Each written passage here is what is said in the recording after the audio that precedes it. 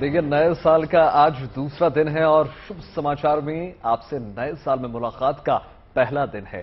देखिए, 2023 के शुभारंभ पर देश उन लोगों को भी सैल्यूट आज कर रहा है जिनकी वजह से हम महफूज हैं और हमारी सरहदें सुरक्षित हैं। -डिग्री से लेकर कच्छ की रेतीली जमीन तक हमारे जवान जो हैं दिन रात वतन की हिफाजत में मुस्तैद रहते हैं। तो चलिए आपको दिखाते हैं कैसे हमारे जवानों ने मनाया नए साल का जश्न।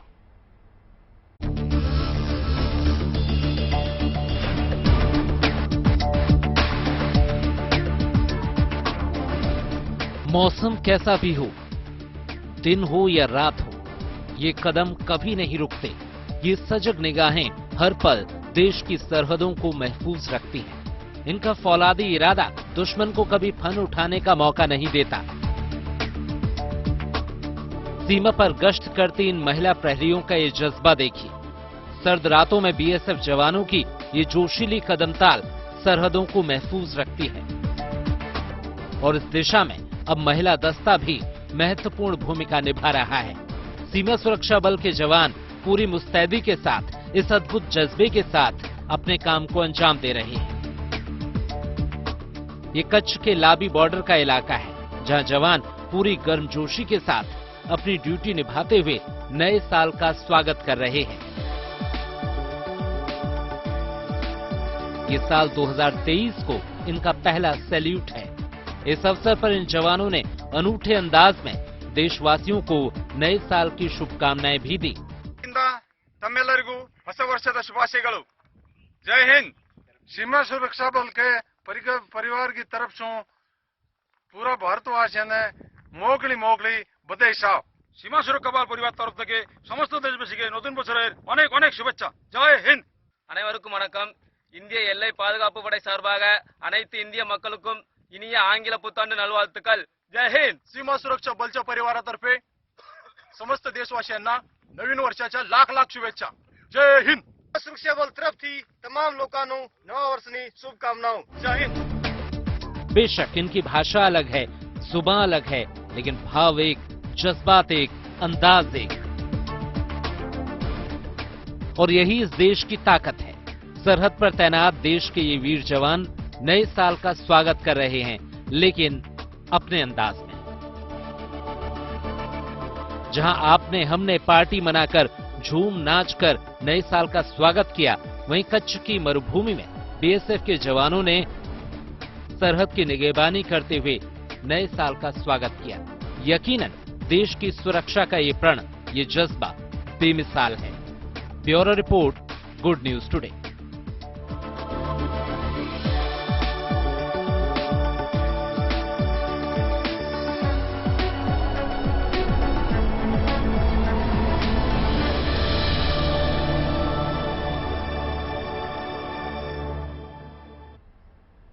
देखिए, नए साल पर जवानों का जो जोश है वो तो आप सभी ने देख लिया। अब आपको दिखाते हैं आस्था का वो सैलाब जो देश भर के मंदिरों में सुबह से लेकर शाम तक नजर आया।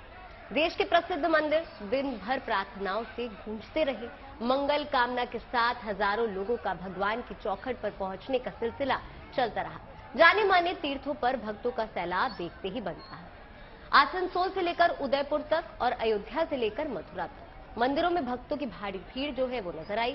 मथुरा में सुबह से ही बांके बिहारी से आशीर्वाद लेने भक्तों का जो तांता है वो नजर आया। तो शिरडी में देश विदेश से साईं के भक्त आशीर्वाद लेने पहुंचते रहे। कांगड़ा, बीरभूम के जाने माने मंदिरों में भी आस्था का शानदार रंग जो है वो नजर आया। आपके सामने 8 शहरों की तस्वीरें जो इस वक्त हम दिखा रहे हैं टीवी स्क्रीन पर आप देख सकते हैं और इन तस्वीरों से आप समझ सकते हैं कि कैसे नए साल पर ईश्वर से आशीर्वाद लेने के लिए दिन भर मंदिरों में भारी भीड़ लगी रही।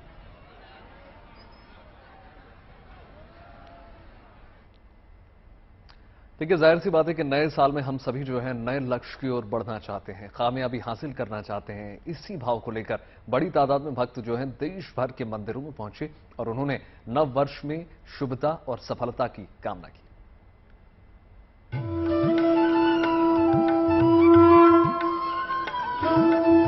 नया साल, नई उम्मीद, लेकिन विश्वास वही जो सालों साल साईं भक्तों को शिरडी खींच लाता है। बाबा के आशीर्वाद के साथ नए साल का शुभारंभ करने की चाहत इस बार भी भक्तों की भीड़ को शिरडी खींच लाई। नए साल के पहले दिन शिरडी के दरबार की रौनक देखने लायक थी।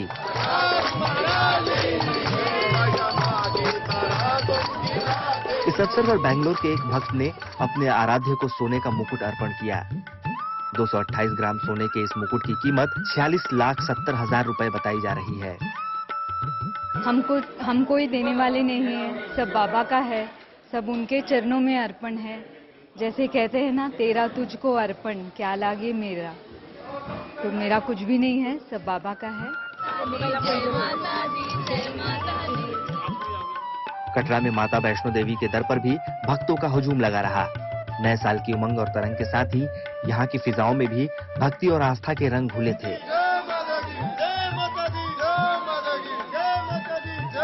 माँ के गीत संगीत में डूबे भक्त झूम रहे थे, नाच रहे थे। इन्हें विश्वास है कि माँ के आशीर्वाद से नए साल में इनकी हर कामना पूरी होगी।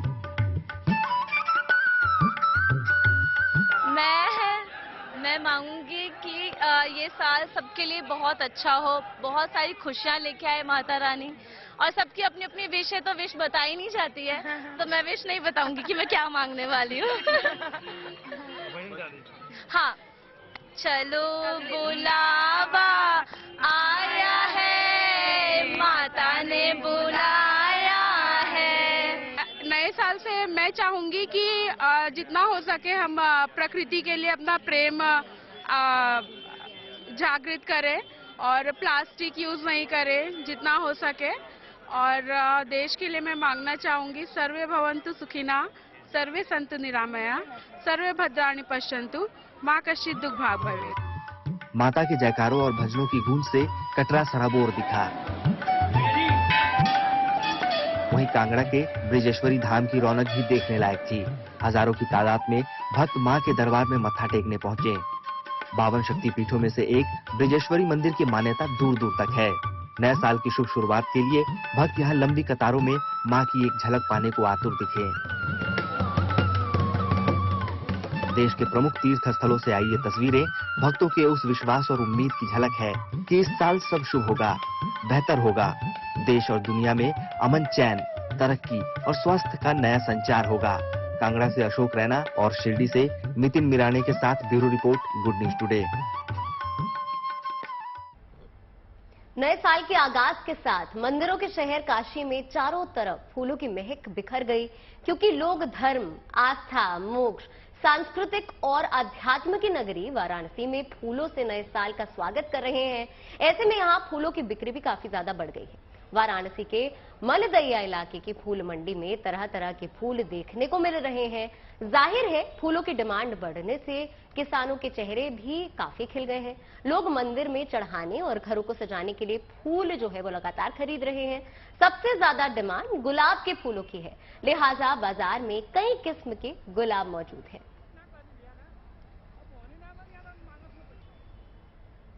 और बात करेंगे संगम नगरी प्रयागराज की। यहां देखिए, माघ मेले की तैयारियां आखिरी रूप ले रही हैं। 6 जनवरी यानी शुक्रवार से माघ मेले की शुरुआत होने जा रही है, जिसमें लाखों श्रद्धालुओं की पहुंचने की उम्मीद है।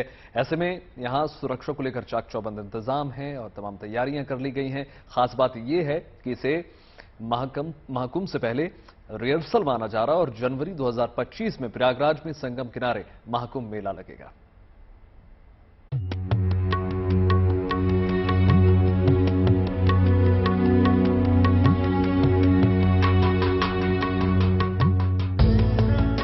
साइबेरियन पक्षियों का कलरव, गंगा का पसरा विशाल आंचल, किनारों पर पड़ी रेत पर तनते तंबुओं के शहर,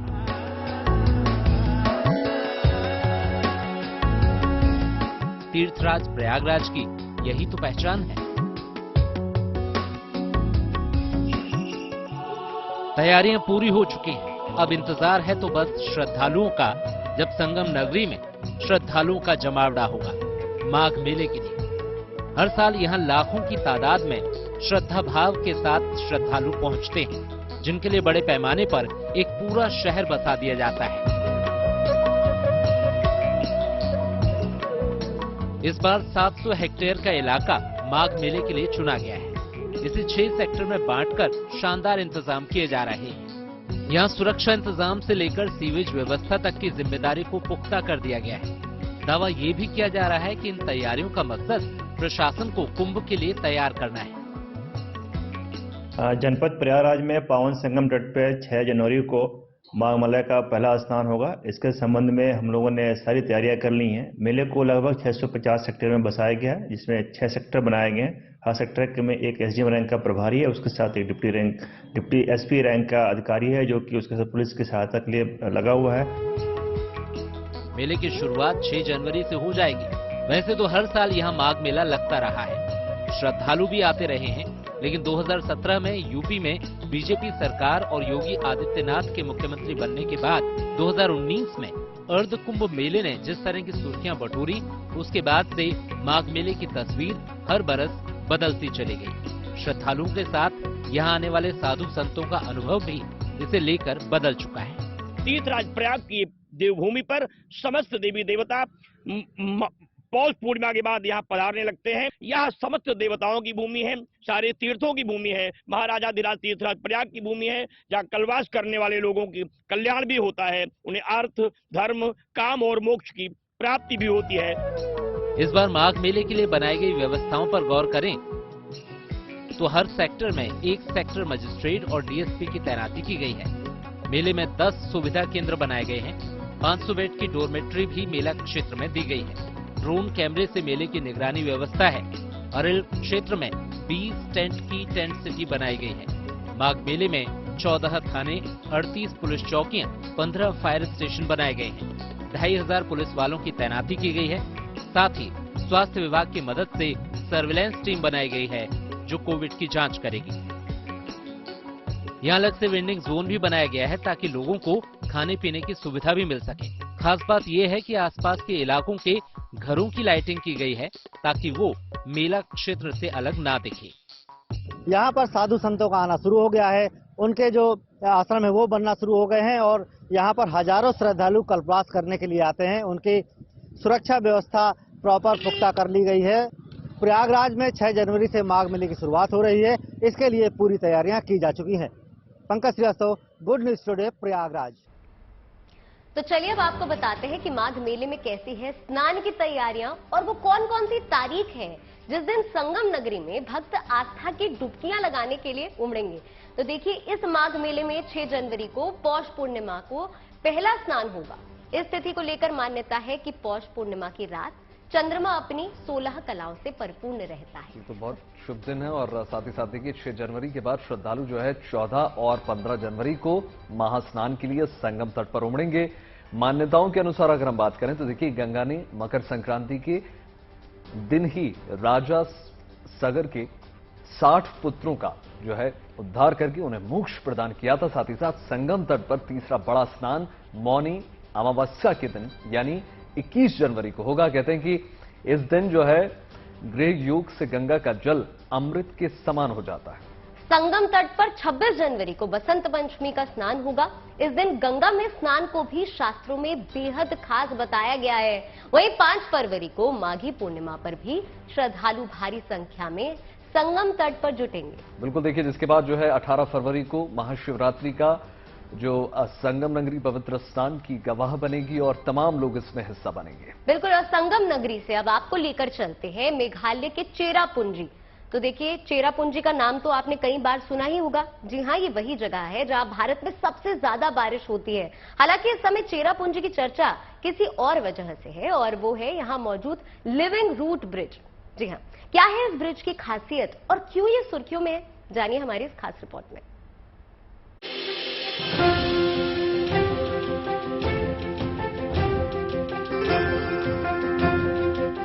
ये ना तो कोई फिल्मी सीन है, ना ही कैमरे का कमाल और ना ही किसी तरह का विजुअल इफेक्ट।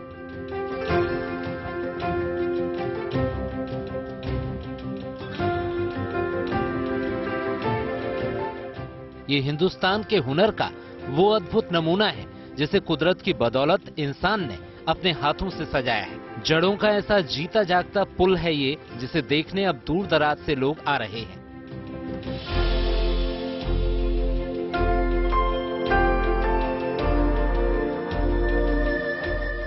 इसे जाना भी जाता है लिविंग रूट ब्रिज के नाम से। कभी हिंदुस्तान के किताबों में दर्ज सबसे ज्यादा बारिश वाले स्थान चेरापूंजी की ये दूसरी ऐसी पहचान है जिसकी चर्चा हर ओर हो रही है। खासी और जयंतिया आदिवासी जातियों की बदौलत इस ब्रिज को तैयार किया गया है। इस ब्रिज की खूबी और ताकत इसे बनाने में इस्तेमाल हुई जड़ें हैं, जो कुदरती हैं और इन्हें गूंथने के लिए भी इन्हें अलग नहीं किया गया है। यही वजह है कि इन्हें इस लायक बना दिया गया है कि कई आदमी एक साथ इस पुल से गुजर सकते हैं। इस पुल की क्षमता 50 लोगों का भार उठाने तक की है। हालांकि इस पुल तक पहुंचने के लिए 3200 सीढ़ियों का सफर तय करना पड़ता है, जो यकीनन जाने के लिहाज से इतना मुश्किल नहीं, लेकिन जब पुल से लौटना हो तो यकीनन ये सीढ़ियां एक चुनौती बन जाती हैं। तो जितना हो सके उन लोगों को फैसिलिटीज दीजिए, उन लोगों को आगे आने का मौका दीजिए, तो in the future they are going to be of big help for our nation. यहाँ बड़ी संख्या में देश के दूसरे हिस्से से लोग आ रहे हैं। पुल को देखने का क्रेज यहाँ आने वाले सैलानियों की तादाद से समझा जा सकता है। हालांकि लोगों का ये भी मानना है कि पूर्वोत्तर के इलाके में इंफ्रास्ट्रक्चर को और बेहतर किया जा सकता है ताकि ज्यादा से ज्यादा लोग यहाँ आ सकें। I think Northeast, if we make it more from a tourism perspective, people will start coming in. Living root bridge लोगों के लिए एक फन और आश्चर्य से कम नहीं। शरीर को थका देने वाले इस रास्ते को लोग चैलेंज की तरह ले रहे हैं। यहाँ बुनियादी सुविधाएं अगर मजबूत कर दी जाएं तो फिर सैलानियों की संख्या बढ़ना तय है। Yuvraj Mehta, Cherrapunji, good news today. चलिए अब आपको दिखाते हैं विदेशों में नए साल के पहले दिन क्या क्या खास हुआ। देखिए, बात करें लंदन की तो यहाँ साल के पहले दिन न्यू ईयर डे परेड निकाली गई, जिसके जरिए 2023 का एक अलग अंदाज में वेलकम किया गया। इस परेड में देखिए 50,000 से ज्यादा लोगों ने हिस्सा लिया। उन्होंने नए साल के पहले दिन को खास बनाने में कोई कोर कसर नहीं छोड़ी। अलग अलग रंगों से सजे इस कार्यक्रम में कई कलाकारों ने बाकायदा परफॉर्मेंस किया। मार्चिंग बैंड का जादू लोगों के सिर चढ़कर बोला। करीब 100 से ज्यादा कलाकारों ने इस रंगारंग कार्यक्रम में शिरकत की। इसके अलावा देखिए दूसरे कलाकारों ने भी अपने हुनर से यहां मौजूद लोगों को मनोरंजन किया। हर साल नए साल के पहले दिन इस परेड का आयोजन किया जाता है। पहली बार 1987 में London new year day parade की शुरुआत।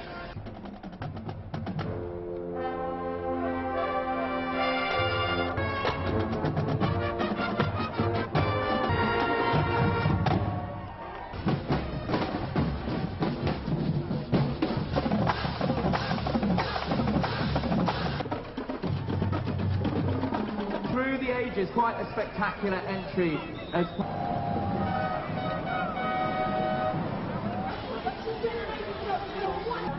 we're going to get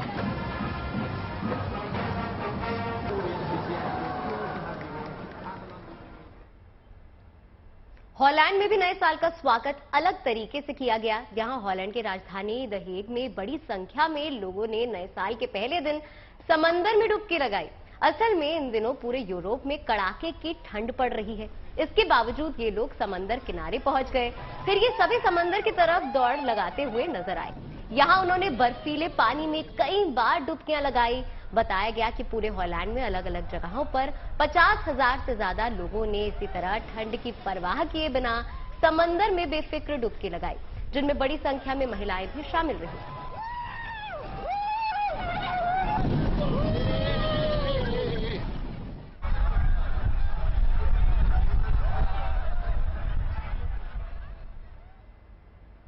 और रुक करते हैं उड़ीसा के कटक में मौजूद पीकॉक वैली का, जहां का प्राकृतिक सौंदर्य देखने सैलानियों का इस वक्त जमघट लगा हुआ है। इस पीकॉक वैली में करीब 163 मोर मौजूद हैं और इस गांव के लोगों के साथ साथ इन मोर का बहुत खास रिश्ता है, जुड़ाव है। इसी अनूठी अद्भुत जुगलबंदी को देखने बड़ी तादाद में सैलानी यहां पहुंच रहे हैं। देखिए,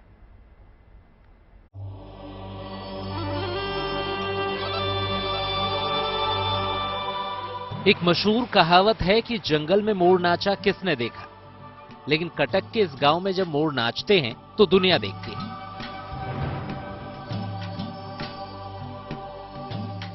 यहां करीब 163 मोर हैं, जो यहां की आबोहवा में खुलकर विचरण करते हैं। बड़े ही प्रेम के साथ गांव के लोग इस खूबसूरत जीव का पेट भरते हैं, पोषण करते हैं, संरक्षण करते हैं। इंसान और मोर के बीच पनपे इस अनूठे रिश्ते का दीदार करने अब दूर दूर से लोग यहाँ पहुँचने लगे हैं। यहाँ का जो लोग है, केयर टेकर है, वहाँ बाकायदा उनका खाना देता है। उस खाना का ये में यहाँ आते हैं और लोग के लिए एक माने एक अट्रैक्शन पॉइंट है। इसको और थोड़ा सा ecotourism point of view से अगर डेवलपमेंट किया जाए तो और एक अच्छा ये रहेगा। और न्यू ईयर नया साल पीकॉक से स्टार्ट करना इज द बेस्ट थिंग। और यहाँ पे इतने पीकॉक है, मैंने आज तक कहीं पे नहीं देखे और दे आर सो क्लोज। और वो यहीं पे वो हम जैसे फ्रेंडली होके खा रहे हैं, वो भैया उनको खिला रहे हैं, तो वो देखने बहुत अच्छा लग रहा है। दरअसल इस इलाके से मोर का रिश्ता जुड़ा साल 1999 में, जब ओडिशा में सुपर साइक्लोन की वजह से बड़ी तादाद में मोरों ने नाराज फायरिंग रेंज से सटे इस इलाके का रुख किया। तब यहाँ के कुछ लोगों ने इन मोर की परवरिश का जिम्मा उठाया। आज 2 दशक से ज्यादा का वक्त बीत गया है और वक्त के साथ मोरों के साथ यहाँ के लोगों का रिश्ता भी मजबूत होता गया। हर रोज सुबह शाम और 2 टाइम खाना दिया जाता है। सुबह लगभग अभी 6 से 8 और शाम को 3 से 5, बस 2 टाइम उनको मैं बुलाता हूँ। और जब आवाज़ सुनते जंगल से भाग कर आते हैं, उसके बाद उनको खाना देना लगभग 50 के, तो उनको एक दिन का खाना भी दिया जाता है। जो भी खाना है वो पब्लिक लोग हेल्प करते हैं। जो लोग आते देखने के लिए उनको बुलाया जाता है कि पब्लिक खाने के लिए, पीकॉक खाने के लिए हेल्प कीजिए। जो इसका मर्जी उनका हिसाब से डोनेट करते उसको अरेंज कर खाना जाता है। बस पब्लिक देखकर खुशी होकर जाते हैं, वो हमारे लिए बहुत है। गवर्नमेंट की तरफ से कोई सहायता अभी तक तो अभी नहीं है। देखिए कटक भुवन से बहुत पास है। अगर वो आगे जाकर टूरिस्ट पर बन जाएगा तो मेरे हिसाब से बहुत लोग यहाँ पर एंटरटेनमेंट करने का मौका मिलेगा उनको। अभी जगह टूरिस्ट स्पॉट के तौर पर विकसित हो चुकी है। यहाँ पहुँचने वाले सैलानी भी इन मोरों के संरक्षण में योगदान देते हैं। वक्त के साथ ये जगह खूबसूरत मोरों की रिहाइश में तब्दील हुई है। गुड न्यूज ये है कि इंसानी देखरेख और अनूठे जज्बात की वजह से यहाँ मोरों की तादाद लगातार बढ़ रही है और यहाँ की प्राकृतिक खूबसूरती भी। Bureau report, good news today. अब बात करेंगे मध्य प्रदेश के बैतूल की। यहाँ एक समाज सेवी संस्था ने बड़ी पहल की शुरुआत की है। देखिए, संस्था की तरफ से यहाँ के सरकारी अस्पताल में पैदा होने वाली बच्चियों को सोने और चांदी के पेंडेंट गिफ्ट किए जाते हैं। जी हाँ, अब तक ये खास गिफ्ट 20 से ज्यादा बच्चियों के परिवार को दिए जा चुके हैं। संस्था का दावा है कि उसने बेटी और बेटों का फर्क मिटाने के लिए ऐसी शुरुआत की है।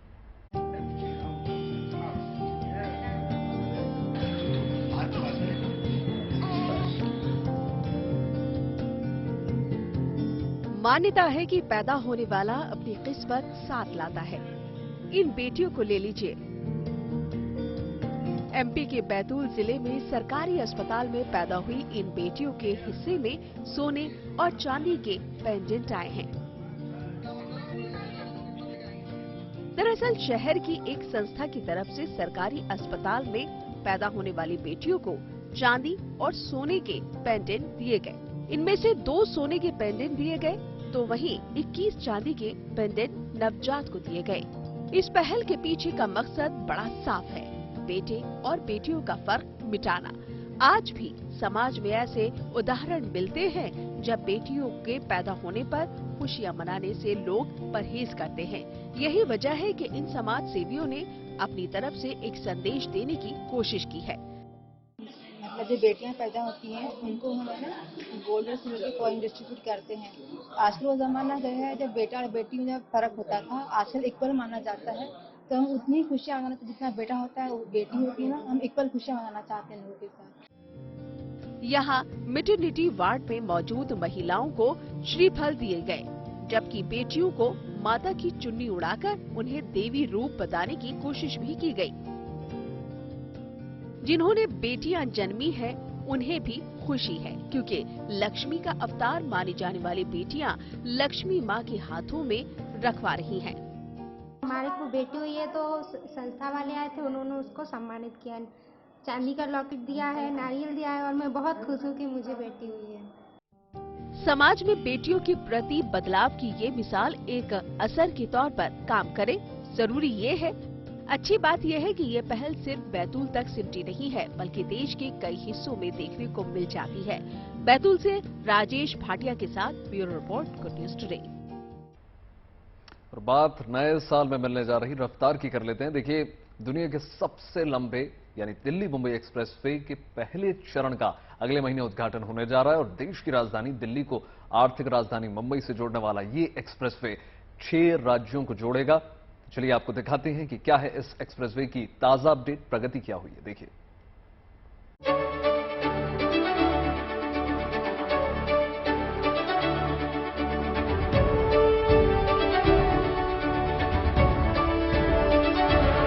दिल्ली मुंबई एक्सप्रेसवे यानी कि दिल्ली से मुंबई तक का सफर सुगम बनाने के लिए लगातार काम चल रहा है। ऐसे में एक्सप्रेसवे के बन जाने के बाद निश्चित तौर पे उन लोगों को फायदा होगा जो दिल्ली से मुंबई ट्रैवल करते हैं और खासकर अगर रोड से ट्रैवल करते हैं तो 30 घंटे से ज्यादा का समय उनको लग जाता है।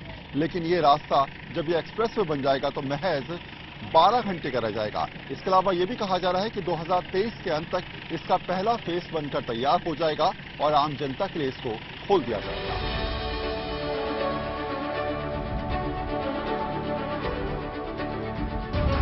देशों में सबसे ज्यादा ये देखा जाता है कि आखिर रोड इंफ्रास्ट्रक्चर आपका किस तरीके से लगातार बढ़ रहा है और शायद यही वजह है कि भारत में विकसित होने की प्रक्रिया में रोड का निर्माण लगातार बढ़ता जा रहा है और ये देखा जा रहा है कि आने वाले दिनों में किस तरीके से तमाम एक्सप्रेसवे को जोड़ा जाए, ये देखा जाए कि छोटे क्षेत्रों से बड़े क्षेत्रों को जोड़ने की प्रक्रिया रोड के माध्यम से की जाए और दिल्ली से मुंबई जब यह एक्सप्रेसवे बनकर तैयार हो जाएगा तो ऐसे में करीब 4 से ज्यादा राज्य इसके अंतर्गत आएंगे और करीब 7 से ज्यादा राज्यों में इसमें लोगों को फायदा मिलेगा।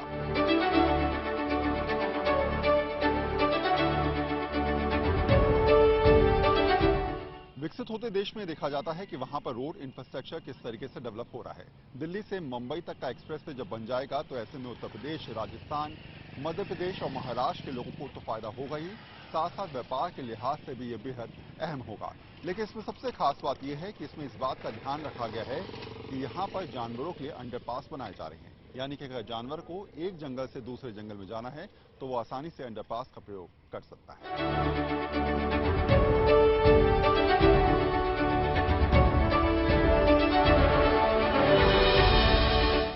आधुनिक भारत या नए भारत की तस्वीर को समझना है तो दिल्ली मुंबई एक्सप्रेसवे से बेहतर उदाहरण कोई हो नहीं सकता। इसके बन जाने के बाद सबसे बड़ी सोच यह है कि बड़े शहरों को एक साथ जोड़ना, दिल्ली से मुंबई तक का सफर सुगम बनाना, सरल बनाना और आम जनता को इसका फायदा मिले, इसके लिए नई सोच के साथ लगातार काम किया जा रहा है। बांद्रा से जोधपुर जाने वाली सूर्य नगरी एक्सप्रेस के 8 डिब्बे जो है वो पटरी से उतर गए। ये हादसा पाली के राजकीय आवास के पास हुआ। इस हादसे में करीब 10 लोगों को चोटें आई हैं। हालांकि राहत की बात यह है कि अब तक किसी की जान जाने की सूचना नहीं मिली है। रेस्क्यू दल मौके पर पहुंच गया है। जख्मी लोगों को इलाज के लिए भेज दिया गया है। जानकारी के मुताबिक हादसे के बाद फिलहाल 12 ट्रेनों को डायवर्ट कर दिया गया है, वहीं 2 ट्रेनों को रद्द कर दिया गया है पर पहुंचाया जा रहा है। इसके बाद रेल लाइन को खाली कराया जाएगा। वहीं इस रूट को फिलहाल रेस्क्यू ऑपरेशन पूरा होने पर ब्लॉक कर दिया गया है।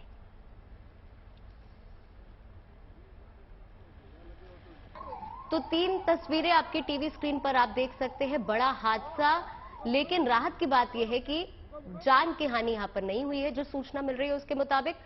और टीवी स्क्रीन पर आप देख सकते हैं ये हेल्पलाइन नंबर है और पहला हेल्पलाइन नंबर आपको जोधपुर के लिए दिखा दूं 0291265479, दूसरा है 029126549993। आपात की स्थिति में आप इन नंबरों पर कॉल कर सकते हैं। पाली मारवाड़ के लिए ये 3 हेल्पलाइन नंबर्स इस वक्त आप देख सकते हैं टीवी स्क्रीन पर 029322500324, 029322500138 और 0293225107 तो अगर आप भी किसी भी आपात के हालात में हैं तो आप इन नंबरों पर कॉल कर सकते हैं। ये पाली मारवाड़ के हेल्पलाइन नंबर्स हैं जो इस वक्त आप अपनी टीवी स्क्रीन पर देख सकते हैं।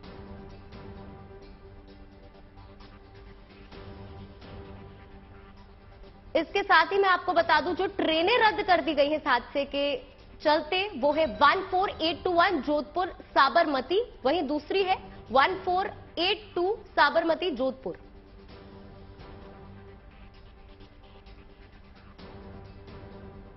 अपने प्रारंभिक स्टेशन से चलते हुए 14821 जोधपुर साबरमती ट्रेन जो है वो रद्द कर दी गई है। वहीं आपको मैं बता दूं कि ट्रेन हादसे के चलते कई ट्रेनों को डाइवर्ट भी कर दिया गया है।